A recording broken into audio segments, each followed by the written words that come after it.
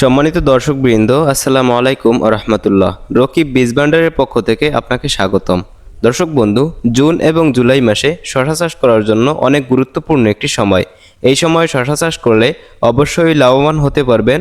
কারণ হলো এই সময় শশা চাষ করলে যেমন অনেক বেশি ফলন পাওয়া যাবে, ঠিক তার পাশাপাশি বাজারে বিক্রি করার জন্য নিয়ে গেলে ভালো একটা দামে শশাগুলো অবশ্যই বিক্রি করা যাবে। তো এজন্য আপনারা অবশ্যই অন্যান্য সবজির পাশাপাশি শশা চাষ করার চিন্তাভাবনা করতে পারেন।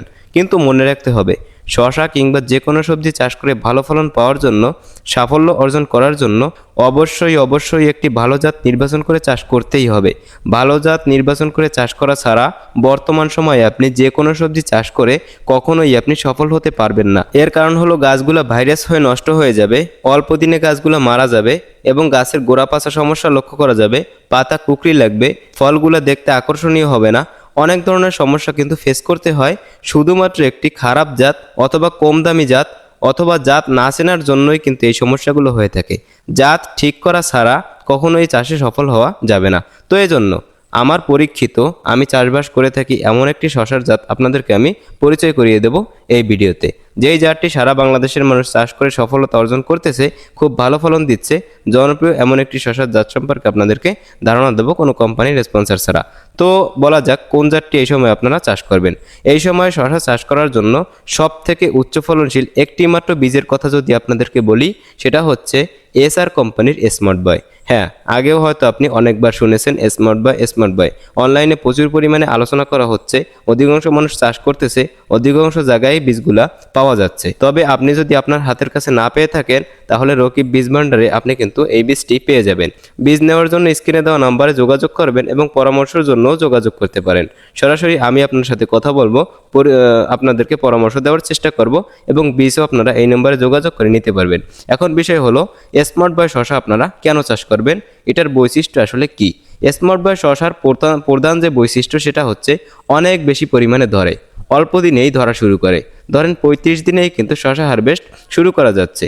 যত বেশি বৃষ্টি পড়বে তত এর ফলন বাড়বে।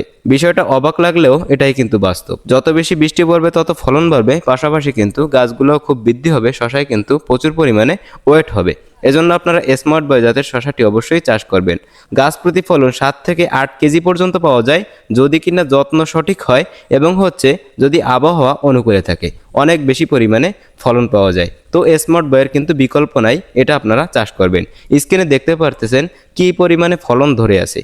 তো এর থেকে বেশি ফলন শশা চাষে কিন্তু আসলে দরকার হয় না, এতটুকু ফলন হলেই যথেষ্ট। তবে একটু সমস্যা, সেটা হচ্ছে শশাগুলোর কালার একটু কালচে টাইপের হয়।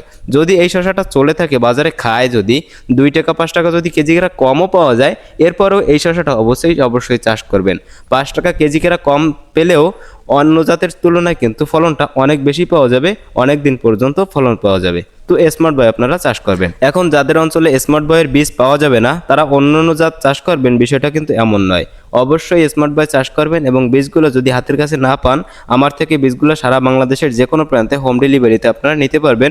ঘরে বসে থেকে বীজগুলো অর্ডার করবেন, আপনার হাতে আমি বীজগুলো পৌঁছেই দেবো, দায়িত্ব আমার।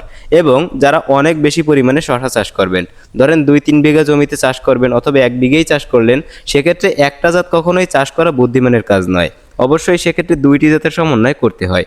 ধরেন আপনি 100টি গাছ রোপণ করলেন স্মার্ট বয়ের, পাশাপাশি 20টি জাত অন্য জাত চাষ করলেন। তো অন্য আরেকটি জাত কোনটা চাষ করা যেতে পারে? অন্য ভালো মানের আরেকটি জাত হচ্ছে, মালিক সিড কোম্পানি বাজারজাত করে থাকে ময়নামতি শশা। এই ময়নামতি শশাটাও কিন্তু অনেক বেশি পরিমাণে ধরে, এটা আপনারা চাষ করবেন ময়নামতি শশা। ময়নামতি এবং স্মার্ট বয় এই 2টি জাতের সমন্বয়ে কিন্তু আপনার জমি আপনি ফুটিয়ে তুলতে পারেন, সাজাবেন। তো এই 2টা জাতের সমন্বয়ে চাষ করবেন, 2টি বীজ কিন্তু আমার কাছে পেয়ে যাবেন। দর্শক বন্ধু, একজন কৃষক হিসেবে আপনাদেরকে কিন্তু পরামর্শ দিলাম, বীজ ব্যবসায়ী হিসেবে কিন্তু পরামর্শগুলো আপনাদেরকে দিলাম। তো সেক্ষেত্রে এই শশা আপনারা এখন চাষ করবেন। অবশ্যই এই সময় শশা চাষ করার জন্য উপযুক্ত সময়। শশা গাছ থেকে গাছের দূরত্ব দেবেন এই সময় 1.5 ফিট। শশা গাছ থেকে গাছের দূরত্ব দেবেন 1.5 ফিট, তাহলেই খুব ভালো ফলন পাওয়া যাবে। যেহেতু এই সময় শশা চাষ করার জন্য উপযুক্ত সময়, তাই অল্প পরিচর্যায় কিন্তু গাছগুলো অনেক বেশি ঝোপাবে। সেক্ষেত্রে গাছগুলো একটু পাতলা পাতলা দিবেন, অবশ্যই বেডগুলো একটু উঁচু করে দিবেন যাতে কিনা বৃষ্টির পানি জমে না থাকে, এবং অবশ্যই শোষক পোকার ঔষধ দিবেন, কারণ সামনে প্রচুর পরিমাণে গরম আসবে, তাপমাত্রা বাড়তেছে। সেক্ষেত্রে শোষক পোকা, পাতাকুকরি সমস্যা কিন্তু লক্ষ্য করা যাবে, এজন্য আপনারা ঔষধ দিবেন।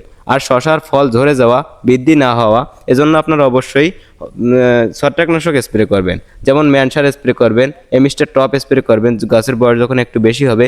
এছাড়া অন্যান্য ছত্রাকনাশক স্প্রে করবেন, এবং শশার ফলন বৃদ্ধি করার জন্য, শশাগুলো দ্রুত বড় করার জন্য অবশ্যই ফ্লোরা স্প্রে করবেন।